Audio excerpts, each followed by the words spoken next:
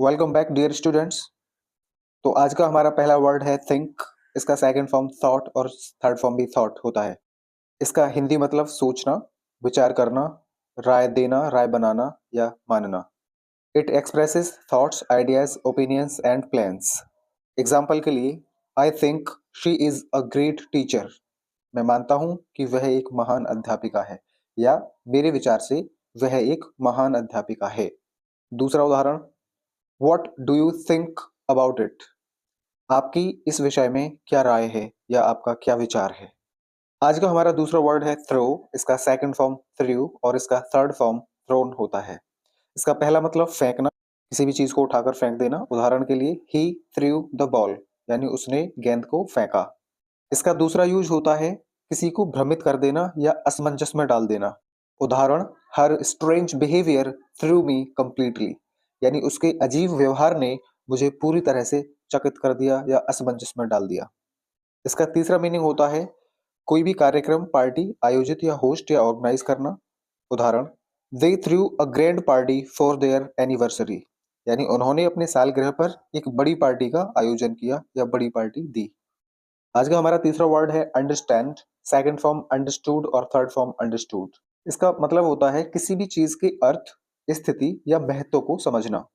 पहला उदाहरण है, she understands French but can not speak it fluently, यानी वह फ्रेंच समझती है लेकिन उसे धारा प्रवाह तरीके से नहीं बोल सकती। Second example, she understands the urgency of situation, यानी वह स्थिति की गंभीरता को समझती है।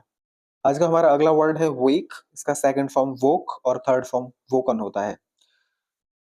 इसका पहला मतलब होता है टू स्टॉप स्लीपिंग, यानी नींद से जाग जाना या किसी को जगाना। उदाहरण, I usually wake up at 5 AM, मैं आमतौर पर 5 बजे जागता हूँ। इसका दूसरा मीनिंग होता है किसी बात का एहसास होना या उसके प्रति सचेत या जागरूक हो जाना, जिसे हम आंखें खुल जाना भी कहते हैं प्रैक्टिकल लाइफ में। उदाहरण, this incident will wake him up, यह घटना उसकी आंखें खोल देगी। आज का हमारा अंतिम वर्ड है वियर। सेकंड फॉर्म वोअर और थर्ड फॉर्म वॉर्न होता है। इसका पहला मतलब पहनना होता है, to have something on the body, शरीर पर कपड़े, गहने या अन्य किसी चीज को पहनना। उदाहरण, she wears a beautiful dress to the party, वह पार्टी में हमेशा सुंदर ड्रेस पहनती है। इसका दूसरा यूज घिस जाने के सेंस में होता है।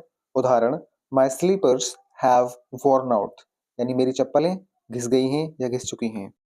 इसका तीसरा प्रयोग एग्जॉस्ट और टायर आउट, यानी थकाने के सेंस में होता है, किसी को थका देना या उसकी ऊर्जा को समाप्त कर देना।